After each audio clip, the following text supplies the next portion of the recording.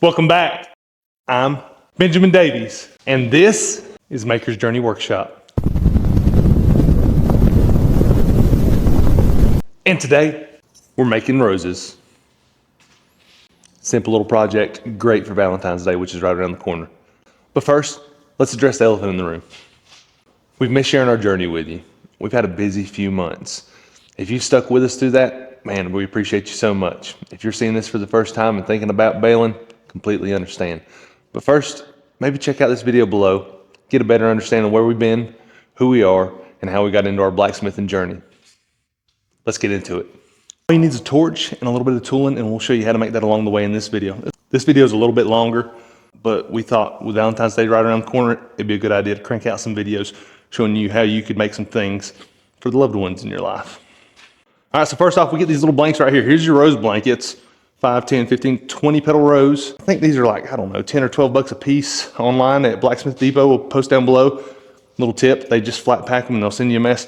Get at least 10 of these. I don't think they're very expensive, or get whatever's in your budget. Definitely get more than one, because the process of learning is making mistakes. That's the only way I've ever learned anything, is I have to go mess it up. And I was like, oh, you don't do it that way, you do it this way.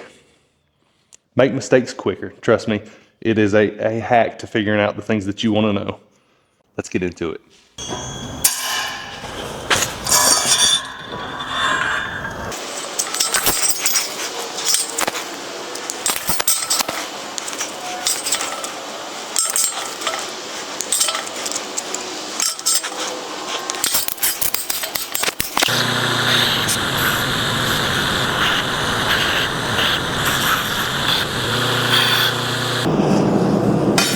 The two tools that we needed for this job were a guillotine tool. And I've actually already made a video about this, recording it. I've just not had time to edit it up, and I thought it might be more valuable to show you how to make some Valentine's Day gifts first. So we're gonna get into this.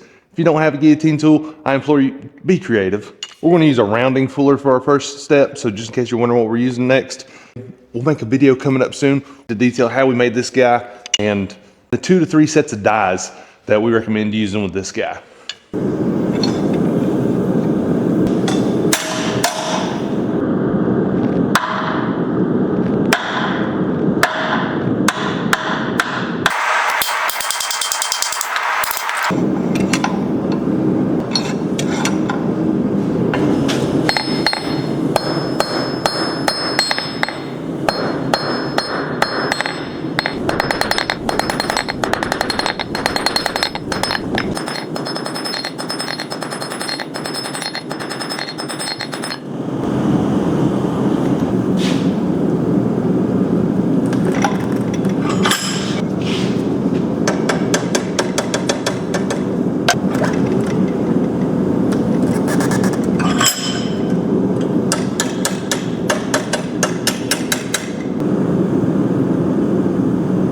Second tool is a monkey tool. This is made out of 1/4 by 1.5 inches. It's the ugly little crude tool. We made it out of mild steel. Got a little square hole right here. Okay. I made this on the fly as we're making the video. I got into it and I realized, hey, we're gonna need a tool to set the shoulder. This is what they call a monkey tool. There's several ways to make monkey tools. This seemed like a pretty quick way to me. And if you don't have a welder, because you'll see I welded up on the sides, you could always go through and just drill. You could even bolt if you don't know how to rivet. So you drill a few holes and that way it's in line. So you use it kind of like a chisel and hammer on it that way. Made out of mild steel, as I just mentioned. Oh man, it's not tool steel. Let me tell you a quick hack I wish I would have thought about when I was just starting out. Make your tools out of mild steel. Man, they won't hold up. These actually do harden up a little bit, not enough to last over time. This isn't a fairly robust tool. You're not going to make a tool like this and set the shoulder on a 1-inch tenon. Chances are, if you're forging on this anvil, you're not forging 1-inch tenons yet. So calm down. The thing that I like about forging out of mild steel, it's cheap, it's accessible, it works quickly.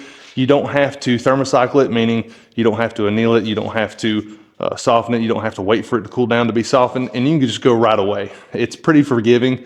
So when you do quench it in water, that's usually what I quench these guys in, that guy will harden up and it won't leave you a lot of stress cracks. Whereas as you're learning how to quench tool steels, you have to be pretty careful because you can put a lot of hairline cracks and things, even quenching in oil if you're doing it wrong, okay? They're consumable. It's not a permanent tool, basically. Sacrificial. It's learning. If you've not made 10, 15, 20 of these, they're not going to be great. Your 15th and 20th one should be pretty awesome compared to this. This is a nice way to start out.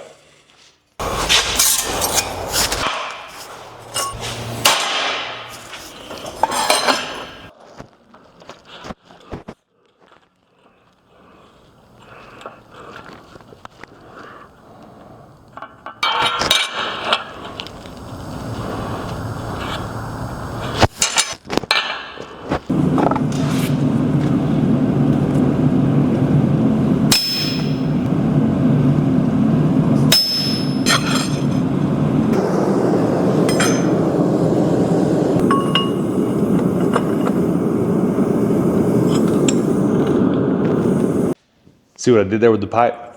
How I choked it up in the vise? Here, let me show you again.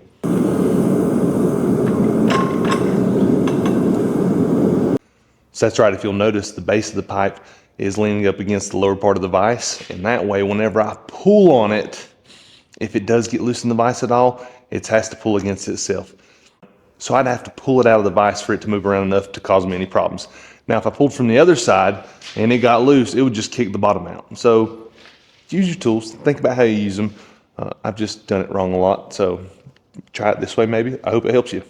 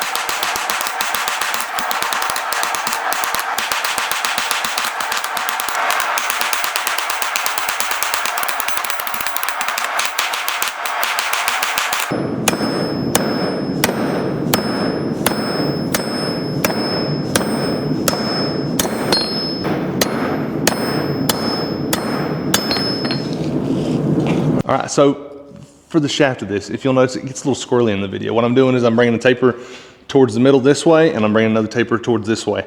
I'm not looking for a pristine, uniform taper on this. As a matter of fact, I'm looking for lots of texture. And this guy's got lots of texture in it. I want that intentional. I believe that looks natural. It's an organic shape, so it lends itself well. If you're not great at making tapers yet, you're not great at blending long transitional tapers, this will be a perfect project for you.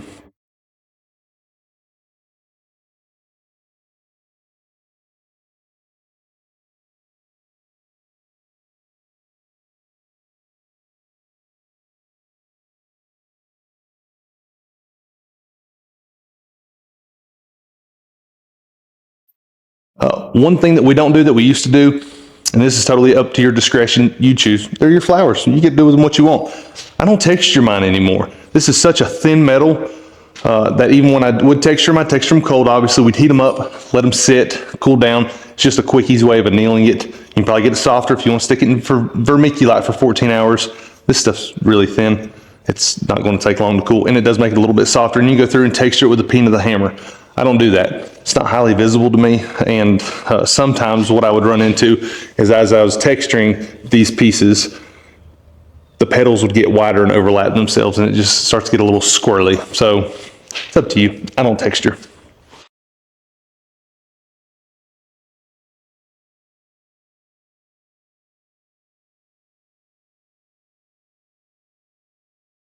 Another thing that's great about this tool is once you've established your shoulder and you're putting on your petals, you can really push your petals down, right? And that helps you set your petals. So we got a little round hole on the inside of these petals. Your square tenon should be bigger than that round hole and should force a new shape. And since it's so thin, you can do this cold. Not going to hurt anything. Watch. You'll see it set down just a little bit.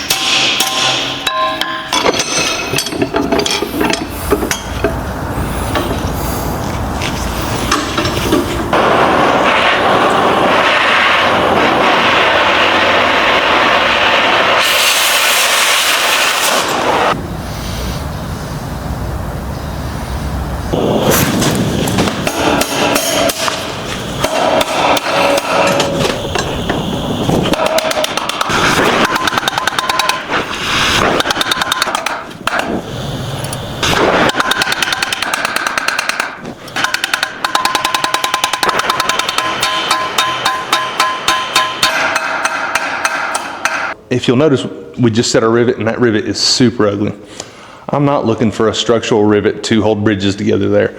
I'm looking to cover as much mass outward to hold all those pieces together as we work on it, because what's getting ready to happen is we're going to heat up that flower a whole bunch and fold those petals in on themselves.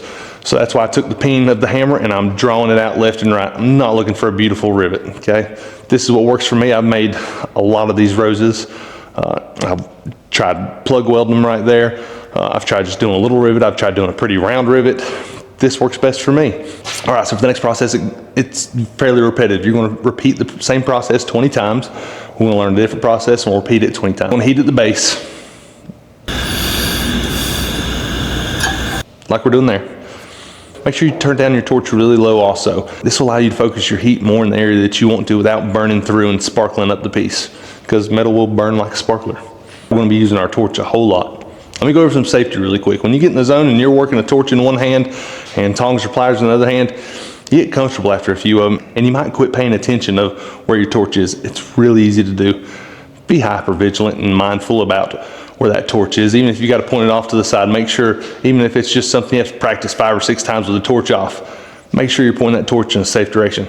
All right, in this next step, you'll see me use needle nose pliers a lot. That's not a blacksmithing tool, but it's what I found worked best. Am I worried about teeth marks on this? No, because it's so thin that I think that I'm going to burn most of the texture off anyways from the teeth marks as I work my way around it. Not worried about it at all. That's how I've done it for years. If you are, you can actually round off a pair of needle nose pliers.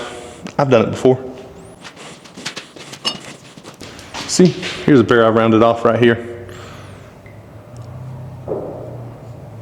That works. I use these and they had better grip on them because I haven't ground the teeth off. Use what you got. You want to bend and lift the pedal. And then you want to curve the pedal around.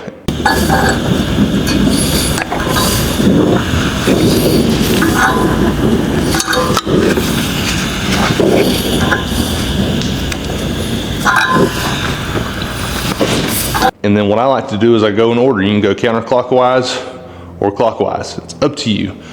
And fold each petal in on itself. I don't do it randomly. It looks better to me aesthetically as you unfold the flower because that'll be the same process.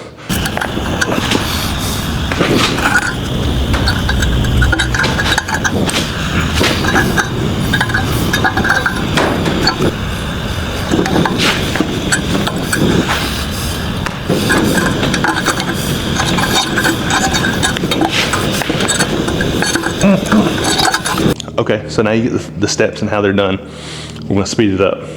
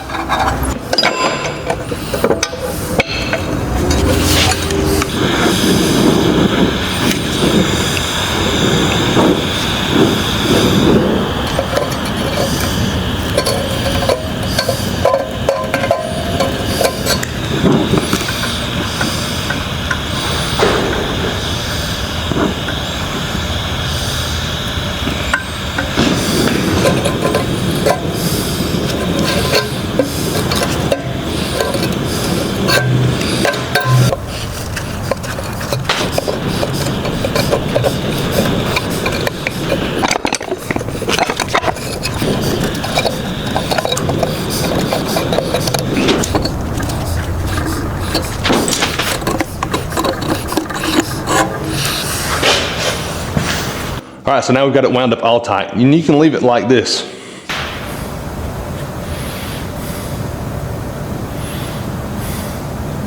You could probably even taper it along the edges and make it look like a really young rose bulb. That's okay too. But here's what I like to do to them. And I'm gonna go over the first couple of petals real quick with you.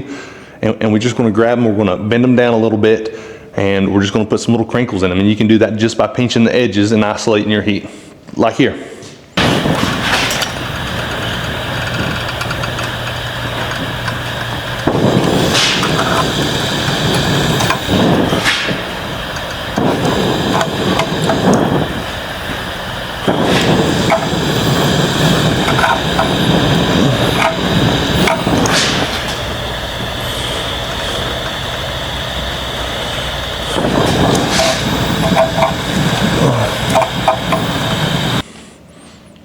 See, it's pretty simple. Be mindful as you open up your first row, leave room for the next 3 rows to grow. I usually leave the last 5 petals kind of crumpled in on themselves. I'll start to spread them a little bit, but I don't put any bends in them. Let's speed it up.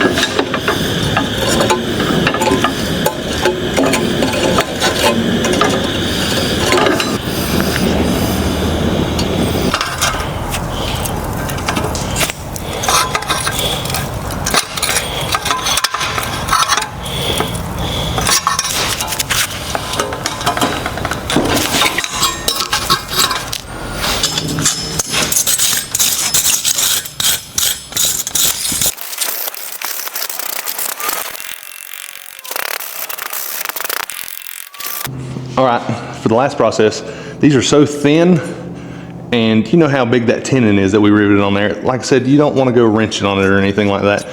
Not something you want to stick underneath an angle grinder and it gets snagged. So I hand brush this, and a little happy little accident, happy little trees, sorry. Happy little accident that was kind of cool is I think my wire brush was covered in some kind of oil, and so it's got a nice little patina on it as well.